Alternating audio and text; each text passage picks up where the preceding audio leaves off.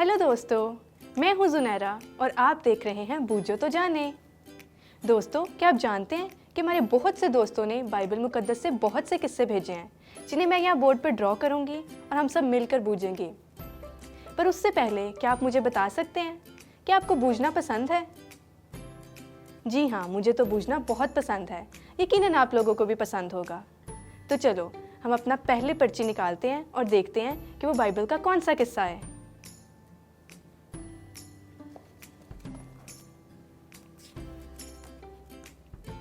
तो चलो दोस्तों, हम पहला क्लू बनाते हैं।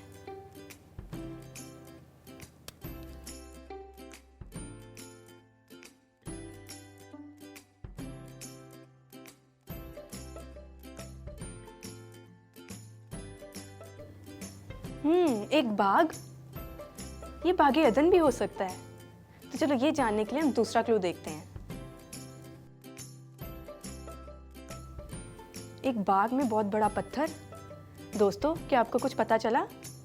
अगर नहीं चला तो हम तीसरा क्लू देखते हैं।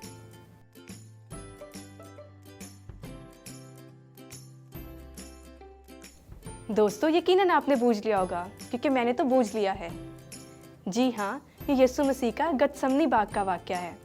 जब यीशु मसीह मसलूबियत से पहले गतसमनी बाग में दुआ करने के लिए गए तो उन्होंने खुदा से ये दुआ की कि अगर हो सके तो ये प्याला मुझसे टल जाए, फिर भी मेरी नहीं बल्कि तेरी मर्जी पूरी हो।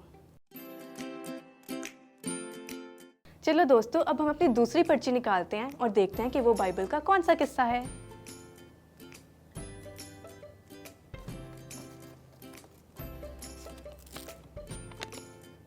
पहला क्लू ड्रॉ करें।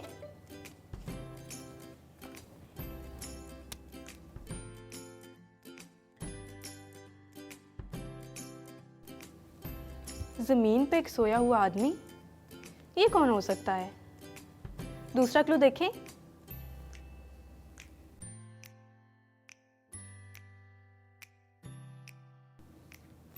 एक औरत और एक सोया हुआ आदमी। दोस्तों, आपके जहन में कुछ आया? क्योंकि मुझे तो कुछ पता नहीं चला। चलो हम तीसरा क्लू भी देखते हैं।